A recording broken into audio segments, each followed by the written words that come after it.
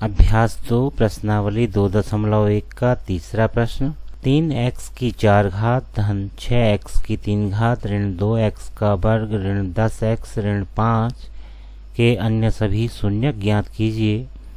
यदि इसके दो शून्यक वर्गमूल 5/3 और ऋण वर्गमूल 5/3 हैं। आपका स्वागत करते हुए आइए इस प्रश्न को हल करें।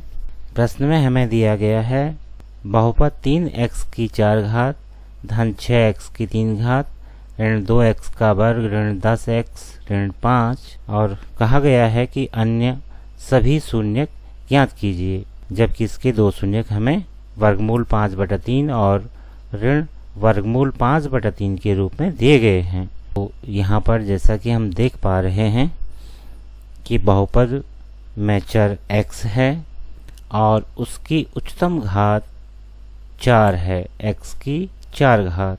बहुपद की 4 घात है तो इसके 4 शून्यक होंगे। दो शून्यक हमें दिए गए हैं और अन्य दो शून्यक हमें ज्ञात करने हैं। तो आइए हल करें।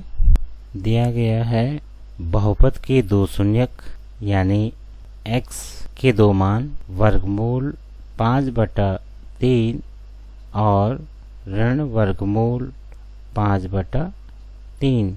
दो शून्यक हैं वर्गमूल 5/3 और ऋण वर्गमूल 5/3। यदि x बराबर वर्गमूल 5/3 तो लिखा जा सकता है x ऋण वर्गमूल 5/3 बराबर 0। यहाँ हमने वर्गमूल 5/3 का पक्षांतरण दाएं पक्ष से बाएं पक्ष में कर दिया है और वह बाएं पक्ष में x के साथ ऋण वर्गमूल 5/3 के रूप में आ गया है। इसी तरह से यदि x बराबर ऋण वर्गमूल 5/3 तो इसे भी हम लिख सकते हैं x धन वर्गमूल 5/3 बराबर 0। यहाँ ऋण वर्गमूल 5/3 दाएं पक्ष से बाएं पक्ष में धन वर्गमूल 5/3 के रूप में आ गया है। इस तरह से जिस बहुपद के ये दो शून्यक हैं उस बहुपद के दो खंडों को इस तरह से लिखा जा सकता है x ऋण वर्गमूल 5/3 गुणा x धन वर्गमूल 5/3। अब यदि हम इन दोनों खंडों को परस्पर गुणा कर दें तो हमें वह द्विघात बहुपद प्राप्त हो जाता है जिसके कि ये दो शून्यक हैं। तो आइए गुणा करें। x धन वर्गमूल 5/3 गुणा x ऋण वर्गमूल 5/3 गुणा करेंगे x का गुणा x के साथ x का वर्ग, x का गुणा ऋण वर्गमूल 5/3 के साथ धन ऋण का ऋण और वर्गमूल 5/3x। अब हमने वर्गमूल 5/3 से दूसरे व्यंजक के दोनों पदों को गुणा करना है। सबसे पहले वर्गमूल 5/3 गुणा x धन धन का धन वर्गमूल 5/3x। अब धन वर्गमूल 5/3 का गुणा ऋण वर्गमूल 5/3 से करना है। धन ऋण का ऋण और वर्गमूल 5/3 गुणा वर्गमूल 5/3।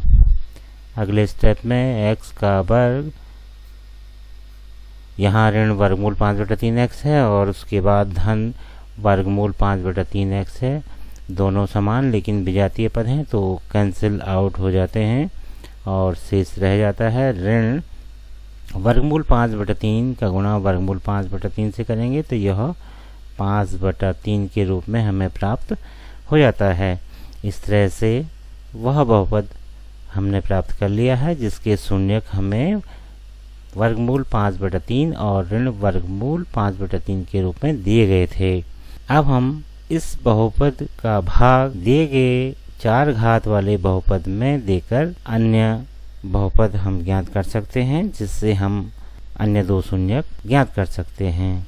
तो आइए अब x वर्ग ऋण 5/3 का भाग 3x की 4 घात धन 6x की 3 घात ऋण 2x की 2 घात ऋण 10x ऋण 5 में देकर देखते हैं कि भागफल कितना आता है। तो x का वर्ग ऋण 5/3 भाग देंगे 3x की 4 घात धन 6x की 3 घात ऋण 2x की 2 घात ऋण 10x ऋण 5 में भाजक का पहला पद x की 2 घात और भाज्य का पहला पद 3x की 4 घात है। x की 2 घात का भाग 3x की 4 घात में 3x वर्ग बार जाएगा। तो 3x वर्ग से x वर्ग को गुणा करेंगे तो 3x की 4 घात लिखा जाएगा।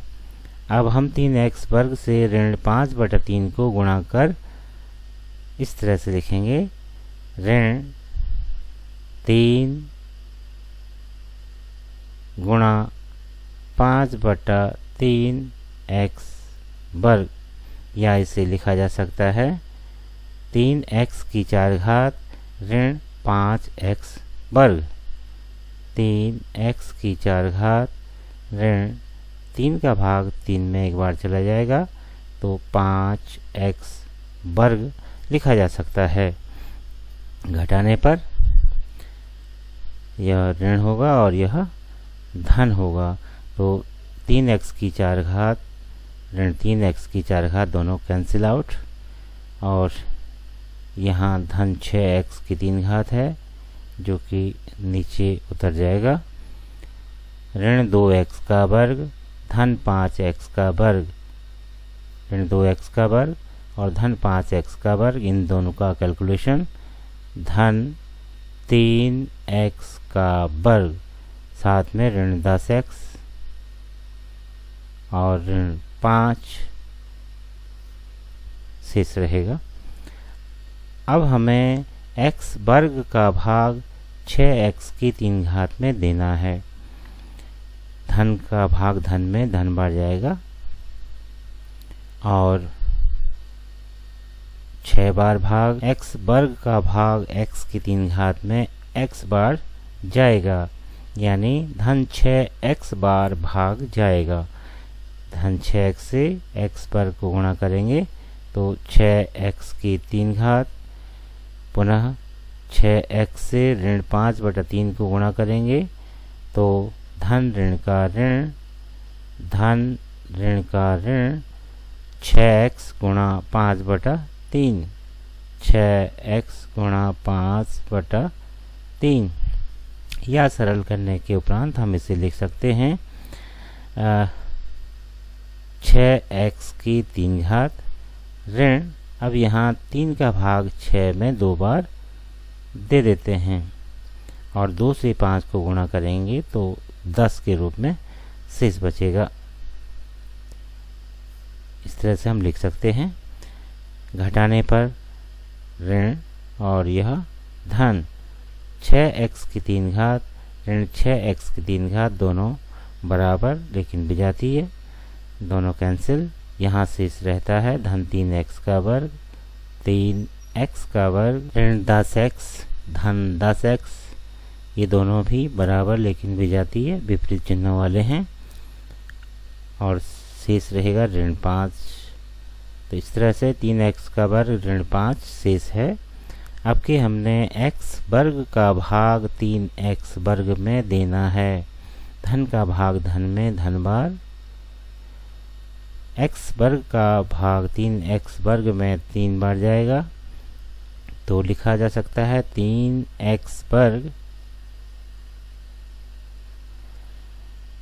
धन 3 से ऋण 5/3 को गुणा करेंगे तो धन ऋण का ऋण 3 गुणा 5/3 3। या इसे इस तरह से लिखा जा सकता है 3x का वर्ग ऋण 5 और इसके नीचे 3x का वर्ग ऋण 5।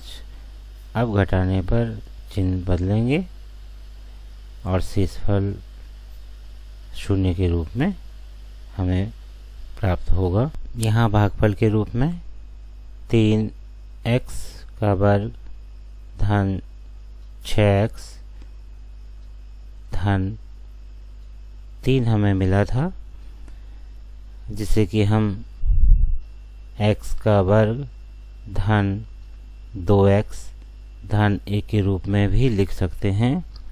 यहाँ हमने प्रत्येक पद में 3 से भाग दे दिया है। इसको हम x धन 1 सारे का वर्ग के रूप में लिख पाएंगे, क्योंकि हम जानते हैं कि x धन 1 सारे के वर्ग का विस्तार x वर्ग धन 2x धन 1 के रूप में होता है।